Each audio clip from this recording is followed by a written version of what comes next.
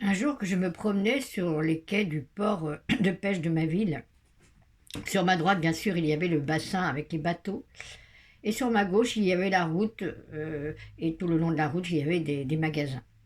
Et un restaurant attira mon attention, parce que le nom de ce restaurant, c'était l'Espérance. Et il est vrai que dans ce monde, par rapport à ce que nous vivons actuellement, l'espérance fait défaut.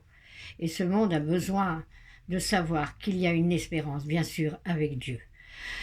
Cela m'a fait passer, alors les bateaux à ma droite, le mot espérance à ma gauche, cela m'a fait penser au passage d'Hébreu. Passage d'Hébreu où il est dit que l'espérance est une ancre ferme et solide, sûre pour notre âme. Parce que c'est vrai que les bateaux, quand ils sont dans le port et qu'ils sont ancrés, s'il survient une tempête, bien sûr, ils vont bouger, ils vont remuer, ils vont être ballottés, mais ils ne vont pas partir à la dérive. Et nous, c'est pareil, on traverse parfois des tempêtes, notre âme est malmenée, notre âme est vraiment malmenée, mais si nous avons cette espérance comme ancre de notre âme, oui, nous n'allons pas partir à la dérive. Parfois, comme les bateaux qui peuvent être secoués, parfois peut-être un peu abîmés, mais leur propriétaire saura les réparer. Et nous, c'est pareil, si notre âme a subi des dommages durant cette tempête, celui à qui nous appartenons, Jésus-Christ, saura bien nous restaurer. Parce que bon, les bateaux, c'est fait aussi pour aller en pleine mer, ce n'est pas fait que pour rester ancré au port.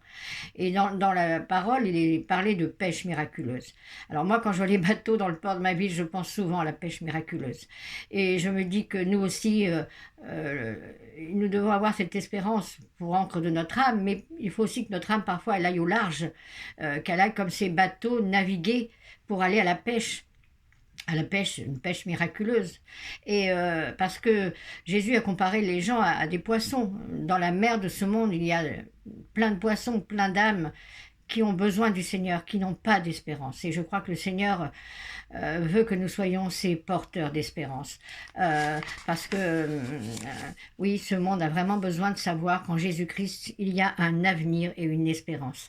Ils ont besoin de savoir qu'il existe un autre royaume dont Jésus-Christ est le roi.